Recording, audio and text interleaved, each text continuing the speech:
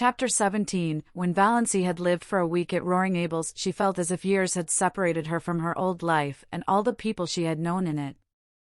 They were beginning to seem remote, dreamlike, far away, and as the days went on they seemed still more so, until they ceased to matter altogether. She was happy. Nobody ever bothered her with conundrums or insisted on giving her purple pills. Nobody called her Doss or worried her about catching cold. There were no quilts to piece, no abominable rubber plant to water, no ice-cold maternal tantrums to endure. She could be alone whenever she liked, go to bed when she liked, sneeze when she liked. In the long, wondrous, northern twilights, when Sissy was asleep and Roaring Abel away, she could sit for hours on the shaky back veranda steps, looking out over the barrens to the hills beyond, covered with their fine, purple bloom, listening to the friendly wind singing wild, sweet melodies in the little spruces, and drinking in the aroma of the sun grasses, until darkness flowed over the landscape like a cool, welcome wave. Sometimes of an afternoon, when Sissy was strong enough, the two girls went into the barrens and looked at the wood flowers. But they did not pick any. Valency had read to Sissy the gospel thereof according to John Foster. It is a pity to gather wood flowers. They lose half their witchery away from the green and the flicker.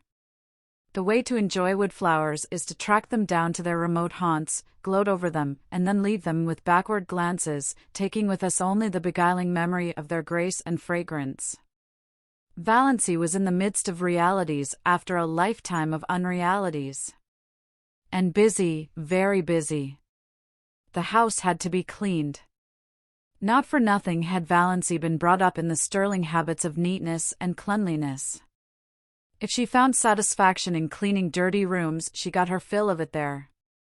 Roaring Abel thought she was foolish to bother doing so much more than she was asked to do, but he did not interfere with her. He was very well satisfied with his bargain. Valency was a good cook. Abel said she got a flavor into things.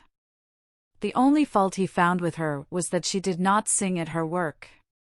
Folks should always sing at their work, he insisted. Sounds cheerful like. Not always, retorted Valency. Fancy a butcher singing at his work. Or an undertaker. Abel burst into his great broad laugh. There's no getting the better of you. You've got an answer every time. I should think the Sterlings would be glad to be rid of you. They don't like being sassed back.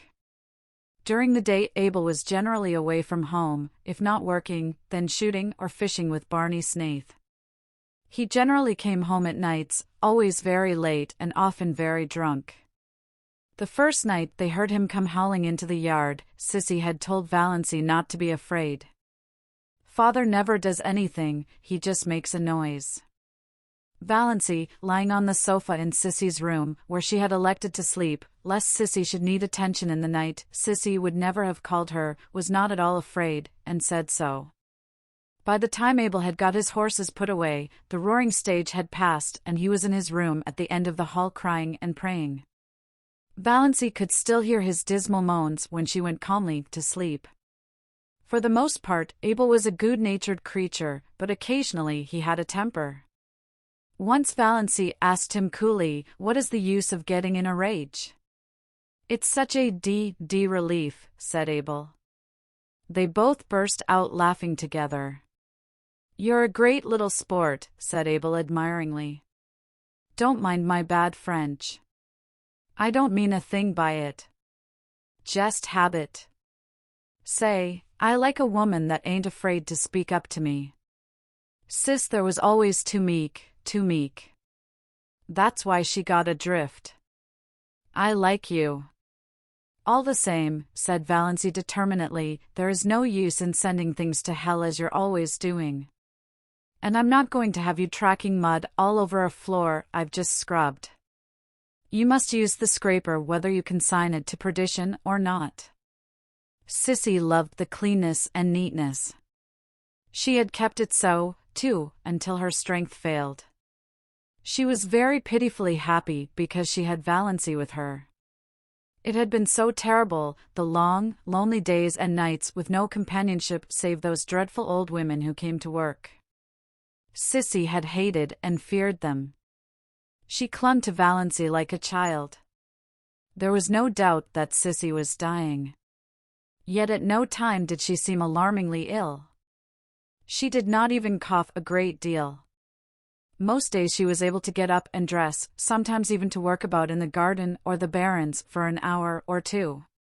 For a few weeks after Valancy's coming, she seemed so much better that Valancy began to hope she might get well. But Sissy shook her head. "No, I can't get well. My lungs are almost gone. And I don't want to. I'm so tired, Valancy. Only dying can rest me. But it's lovely to have you here, you'll never know how much it means to me. But Valancy, you work too hard. You don't need to, Father only wants his meals cooked. I don't think you are strong yourself. You turn so pale sometimes. And those drops you take. Are you well, dear?" "I'm all right," said Valancy lightly. She would not have Sissy worried. "And I'm not working hard. I'm glad to have some work to do, something that really wants to be done." Then, Sissy slipped her hand wistfully into Valancy's. "Don't let's talk any more about my being sick. Let's just forget it.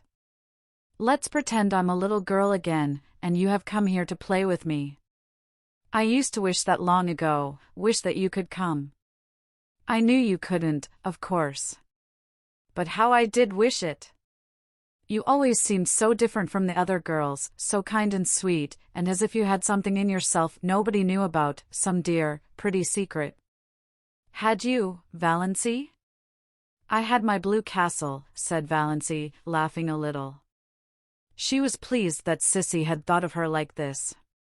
She had never suspected that anybody liked or admired or wondered about her. She told Sissy all about her blue castle. She had never told anyone about it before. "Everyone has a blue castle, I think," said Sissy softly. "Only everyone has a different name for it. I had mine, once." She put her two thin little hands over her face. She did not tell Valancy, then, who had destroyed her blue castle. But Valancy knew that, whoever it was not Barney Snaith.